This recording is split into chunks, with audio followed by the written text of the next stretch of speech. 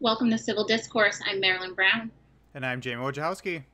and today we are discussing the NFL recent protest and kind of giving our perspective on it. So, this is something that we've talked about at least twice before.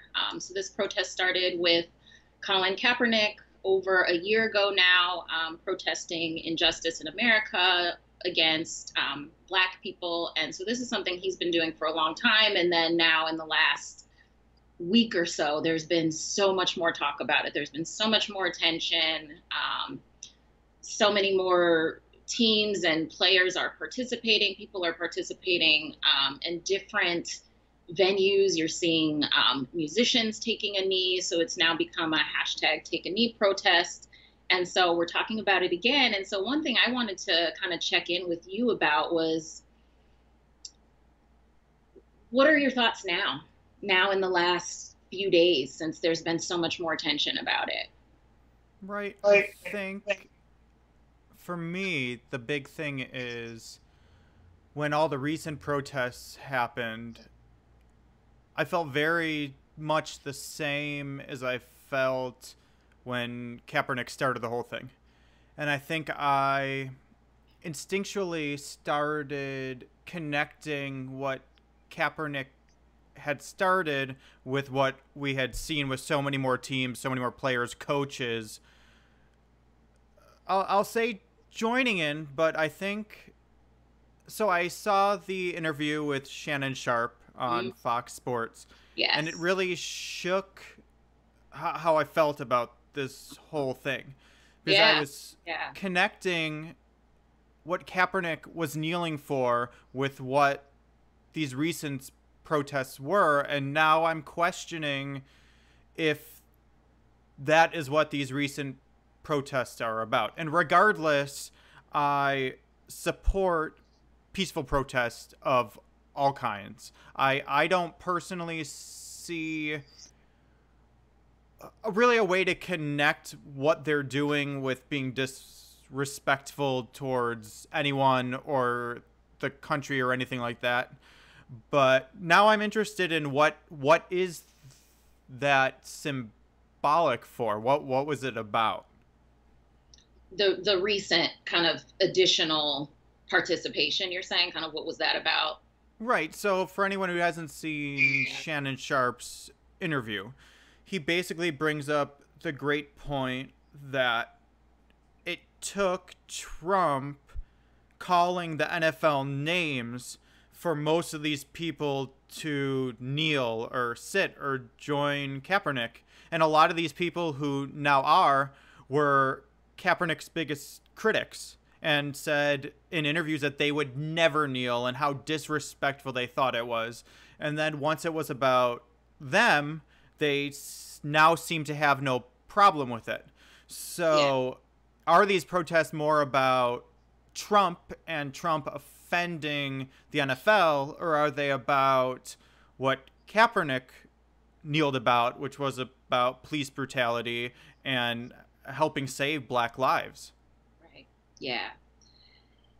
Yeah, I definitely can agree with that, questioning the current kind of interest in this, in participating, because I think that it it it wasn't, it hasn't been, it people's interest, people didn't become more interested when there was another um person killed, by the police. Like, this didn't happen earlier this year when people watched Philando Castile bleed out on video.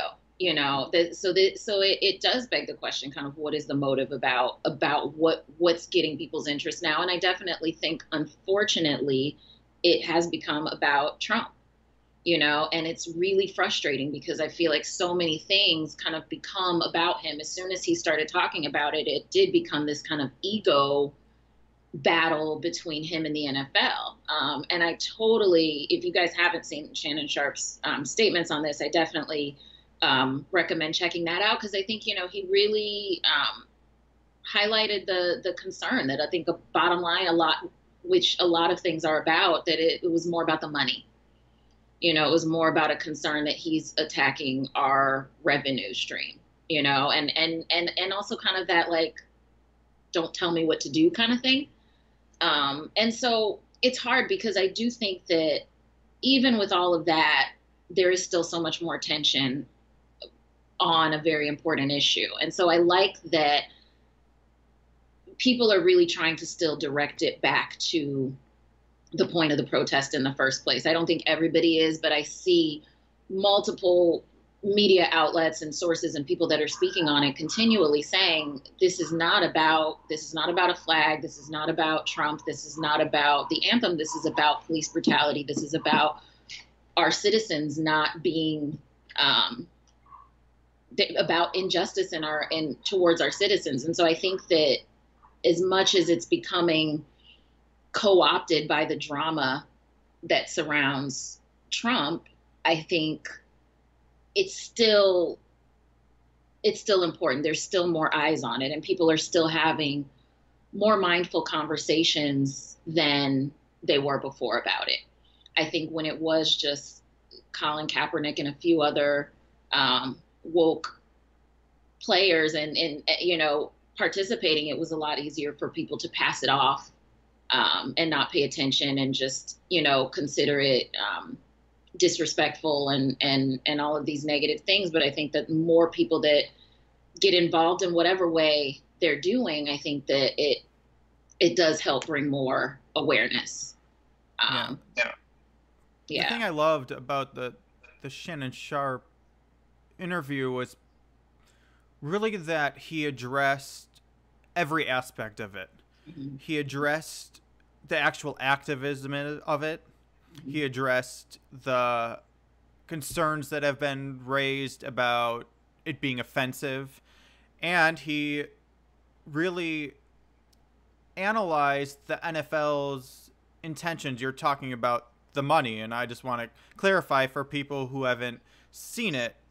He brought up the possibility, because we don't know, and I think the big thing is it's not that there's any accusations, it's just unclear. No one's come out and said this is why we knelt or sat or didn't participate.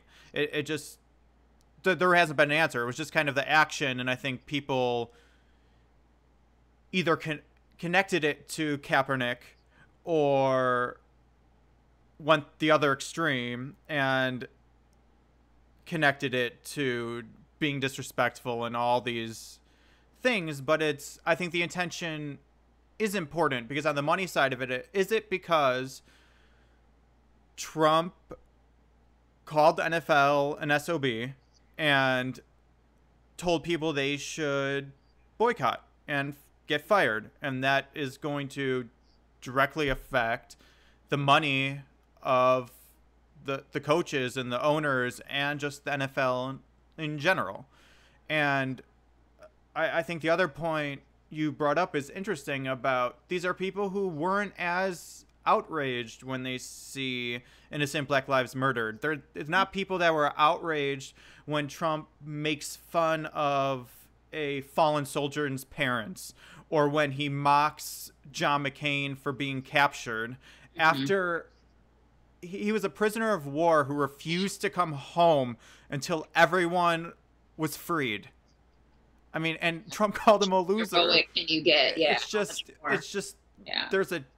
There seems to be a disconnect, and I think exploring that disconnect is important, along with activists making sure that the message is, I don't want to say pure, but really on what Kaepernick started, because that's what is important. Right. Yeah, and I think, one thing that really strikes me with this, I think that one thing that strikes me is this idea that athletes don't have a right to express their feelings about things or care about things or have opinions about things. And we've talked about this before. That kind of just dismissive idea, you're just there to perform for me. There was actually a really disgusting quote from, I think this was the one from a fire chief in a certain town that was I can't remember the exact quote, so I won't say it, but basically this idea that you're just supposed to be there to perform for me. But it's also this interesting that, and I think that this is what's important, is that there is a very clear racial element to this issue, and I think that people are trying to make it that it's not about a concern with race, and it is. And so, this idea that like athletes have to be so grateful for for this opportunity to make millions of dollars playing this game. Well, they didn't set the price, like they didn't start the industry. Like football has been here for a very long time. We decided in America that this is something that we will pay people millions of dollars to do. So these are talented people who have trained, and this is what they do. So this idea that they should be grateful to this country for being allowed to be here to play this game is really, I think that there's a lot of that insidious racism in that notion. Well, This and idea it's that black people should egotistical. be grateful. It's Well, this ego. that like Okay. black people need to be grateful, whereas the president is somebody who won by saying that this country was trash in a lot of ways. He was very negative. This country has so many problems, and this is a billionaire who people applauded for that. But when black people express any kind of concerns, we're shut down and we're told we just need to be grateful for being allowed to be here and work, and and it so there is a very, very deep racial element that I think is at play here, and you can see it when people are actually talking about it in the things that they say, because there's a lot of kind of coded language in some of these things that speaks to that concern about race.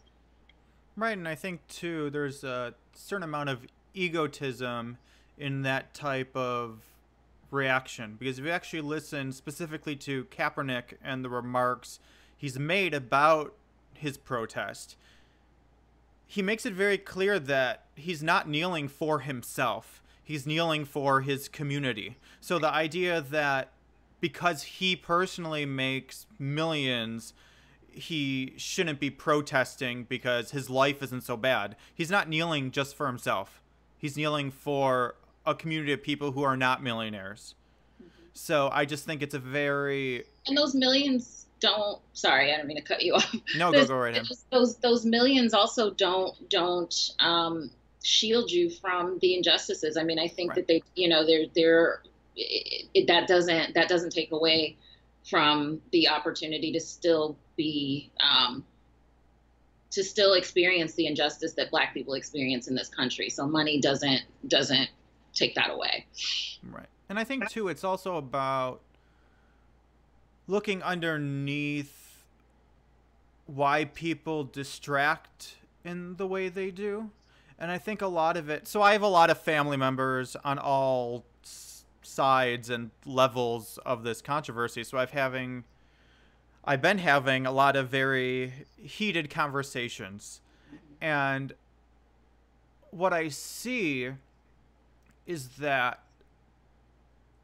I think it's with saying it's a millionaire, saying things like they should just be playing and they shouldn't be political, to even the whole idea that somehow this is disrespectful to our veterans and to our servicemen and women, is a way for people to not feel uncomfortable. Right. People who are privileged don't want to be uncomfortable. Totally. And this is making them uncomfortable, so they're coming up with any excuse to try to stop it so that they don't have to be uncomfortable. Yeah. Which I think is an irony, because that in a lot of ways is why the protests are happening. It's to wake people up and make them uncomfortable and stop avoiding the situation. I'll give an example. I won't say who the family member is, was very against the protests and thought it was super disrespectful, was going to boycott the NFL. And whenever I'd bring up the points of police brutality and the issue of Black Lives Matter, it would always go to, well, I don't care about this. And it was like, well, that's the problem. Like, you don't want to be bothered by an issue because it's not affecting you directly. Hmm. Right, which is exactly why you need to be made to feel uncomfortable with something that you do care about, like football, so that you can actually pay attention. Yeah, that's interesting because I think that that's definitely that phenomenon. We don't want to feel uncomfortable and we don't want to see those things. And I think that um, it's that natural kind of human reaction. I don't think that there's really an awareness. I don't think it's a conscious thing that people are doing. I don't. I would say some people maybe consciously really just don't want to deal with it. But I think that a lot of times people don't even realize that that's what their fear of being uncomfortable is doing.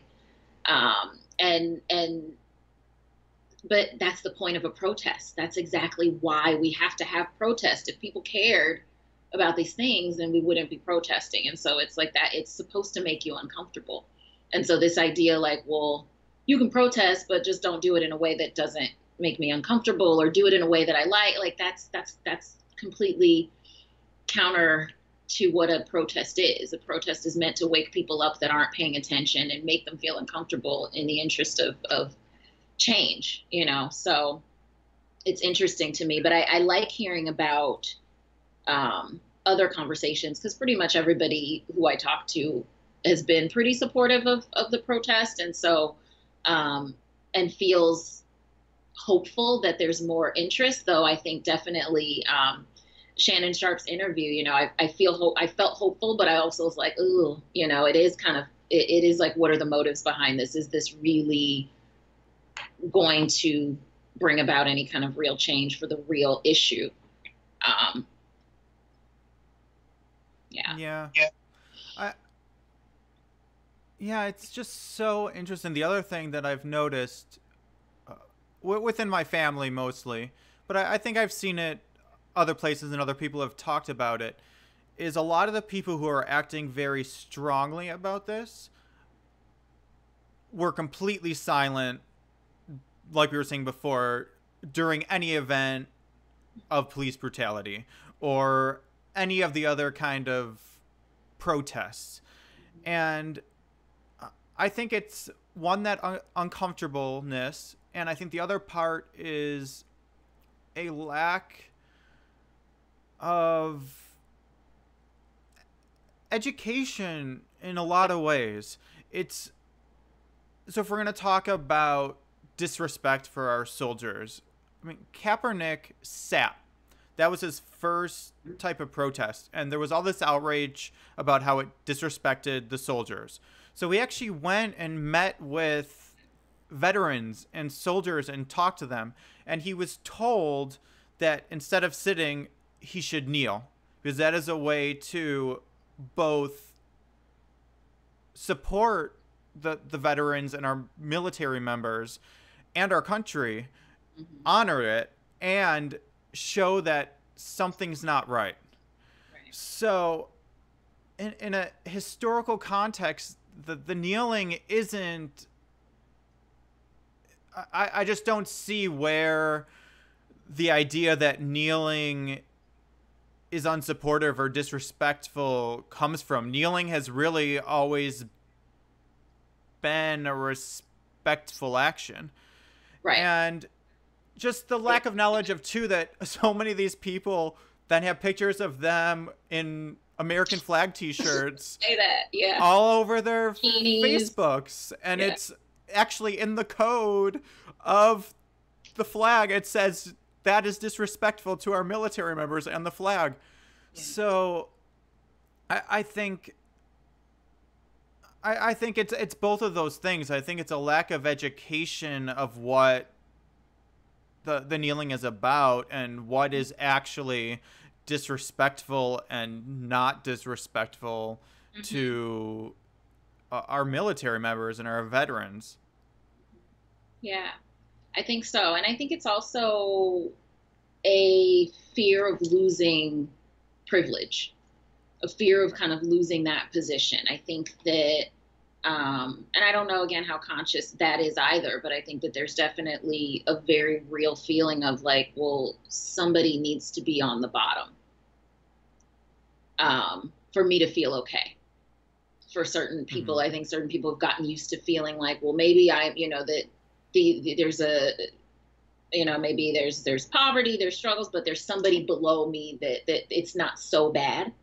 um, that joke that Chris Rock makes, that's very, very, very, very, very, very true, that, he's a millionaire and a white man would not trade places with him, in this country. And so that feeling of, if we're really going to be pushing and trying to root out this white supremacist system and really change things, that puts people in a very vulnerable position that don't want to be in a position. And that position of equality feels like a vulnerable position.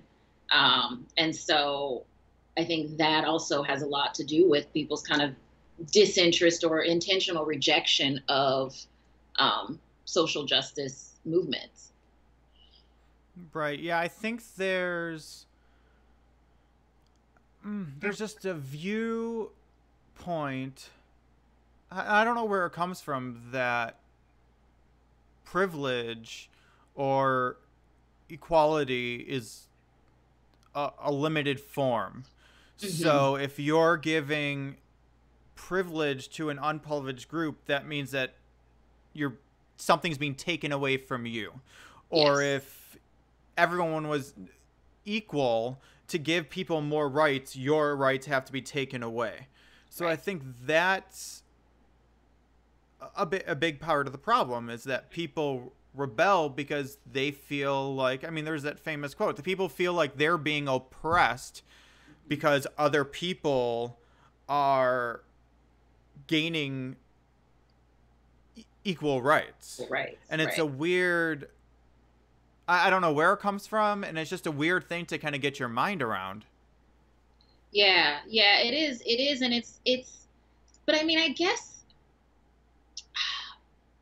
guess it makes sense if you think about how we've been conditioning people in this country for so very long. We have really, really been conditioned under this view of scarcity and this idea that there really isn't enough, and we have to have these strong borders to keep people out because there isn't enough, and we have to kind of fight and do all of these things. And so the rat race of kind of like that corporate, system that we've been living in. And so I think we really have been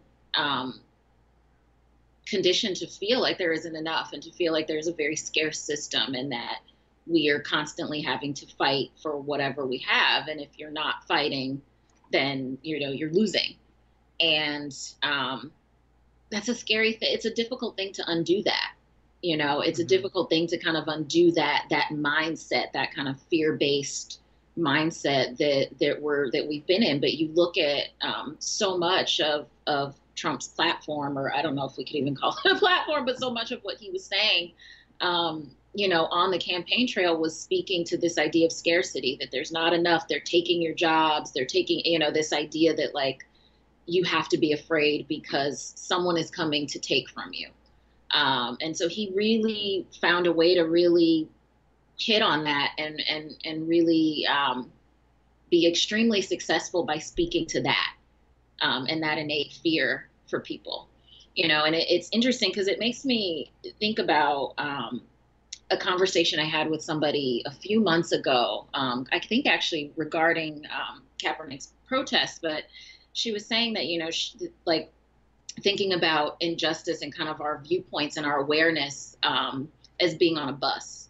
And so when you're the most privileged and you're in the front of the bus, you don't see what's going on behind you. You don't see what people don't have behind you necessarily. You're focused on what's ahead of you. But the further back on the bus you get, that's where you start to see everything. And so for Black people in this country, we've seen the injustice that we experience. We've seen the system. We've seen what's going on. And we also see the privilege, and we see ahead to see what we don't have and what we haven't been experiencing. And so we have this a level of awareness that I think when you come from the privileged group, unless you intentionally seek that out, talk to people who are from a different group, go to the back of the bus and have a conversation with somebody who has a different experience and intentionally try to find that out, you don't know.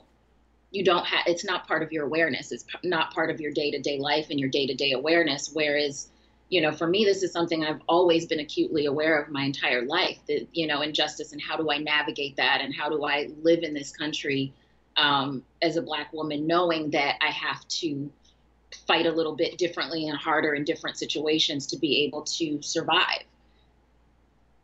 Yeah, there's two things that I want to add to that. I think the other thing that happens is because humans tend to operate from an egotistical place, it seems like we assume others will treat us the way we treat them. So I Yep. think there's this subconscious fear that if white people give any oppressed group equal rights, eventually that'll end up with the oppressed group oppressing them because we were the oppressors, and you assume they would do the same thing if they were in our Yes. position. Yes. So I think that's very much a driver, and I think it's both conscious and subconscious. I think it's mostly subconscious, but there are definitely people who that is the concern on a conscious level. Yeah. And Yeah. the second thing, which goes back to you talking about people not wanting athletes to be political, is I think the important part of it. And you were talking about people when they're brought into privilege, they really have to seek out awareness to get beyond it. And I just look at my own experience because I grew up in a vastly white town, but I watched a lot of TV. And I mean, it was the 90s, so diversity was a much bigger problem than it was now. But I really watched a lot of diverse programming. And I think that really formed a lot of how I saw the world. Because even if I had a few Black people in school, if I wasn't friends with them, I actually felt like I got to know people I watched on TV. Mm-hmm. You Mm-hmm. know, and I think the same Yeah. is the Yeah. same for sports. A lot Yeah. of people are in primarily white towns growing up, and the only Black people they're seeing is are on TV, are those are athletes, are whatever they're consuming from other places that make it into their town. So I think it I think a lot of people, because of that, see how important it is. I think the players see how it is, how important it is, and the reach that they have. And I think that reach is very vital in helping people who are in very I don't want to say confined, but on diverse, It's segregated. yes, societies or neighborhoods or whatever they are, start to be able to understand people who are outside of where they are. Yeah. Yeah. I think you're totally right, and I love that you brought up TV and media, because I think media is so important in this. And um, growing up in the '90s, I think that actually I feel like there was maybe even in some ways a little bit more diversity on television, in certain venues, but a lot of it, that is all people's experience, and that is all people that's all that someone will experience of people that are outside of their culture. But for you, one point to make is that I think part of who you are, you were interested, right? Right. So you wanted to watch these shows, and you watch shows where I know people who, there are amazing shows that I grew up watching with Black cast, and I have, white friends and that have never watched an episode of it, and so I think that also that it has to be there, but people still have to have the interest and want to see it. And I think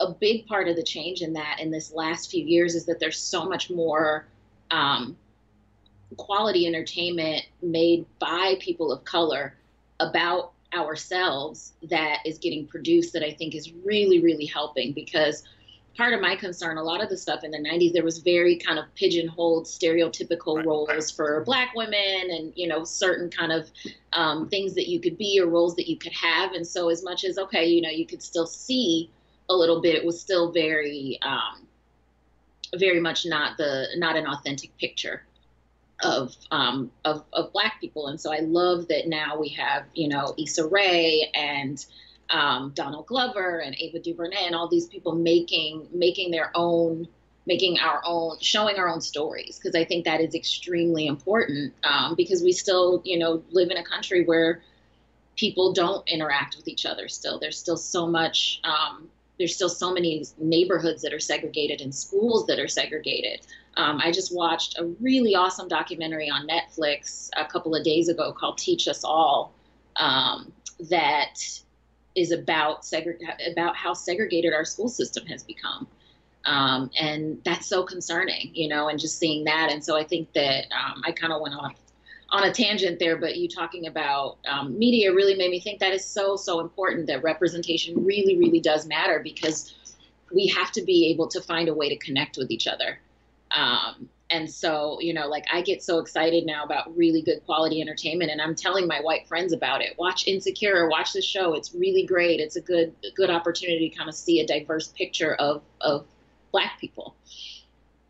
Because Right. I I think, think too you brought up the curiosity, and I think the curiosity, the desire to understand, the desire to empathize with others is the key, because I also know a lot of white people who, for example, love rap music, but are very racist because they consume it solely as entertainment.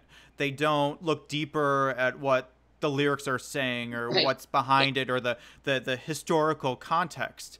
And I think it's those things that do allow you to experience the empathy and the understanding of it, as opposed to just consuming it merely as entertainment, which I think is what we're seeing with the NFL, is that Yes. people are getting upset because it's not merely entertainment, and they're being forced to have an emotional reaction that they don't want to be having.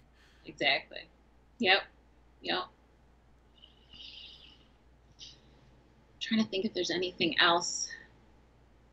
There was another point that you made that I wanted to speak on, but I lost it.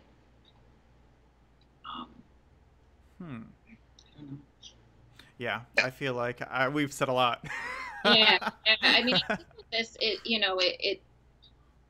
I think it's going to continue to unfold. I think that there's going to continue to be attention around it throughout this season. So it'll be interesting to kind of see where it goes, and if it sparks more interest in people attending Black Lives Matter protests and actually participating in the movement, or if it's just kind of isolated around football. Yeah, and I think too, from a mindfulness perspective, remind yourself to really stay open and really try to dive in without the ego engaged, because the Shannon Sharpe interview really just made me aware that there was a part of me that had closed down and wasn't being mindful, because I had made up my mind about how I felt about the issue, and I had been consuming information from all sides and trying to understand where people were coming from.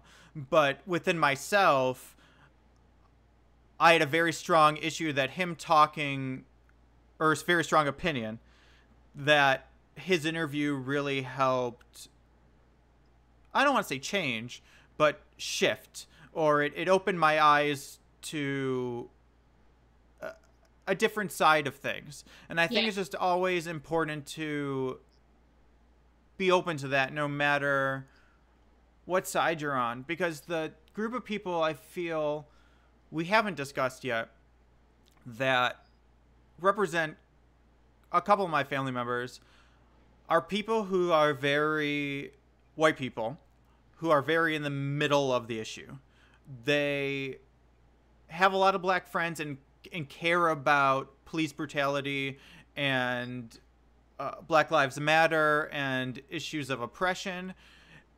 And yet they also feel like this specific protest is offensive to our troops and the military. And they're kind of really trying to deal with feeling both things at the same time.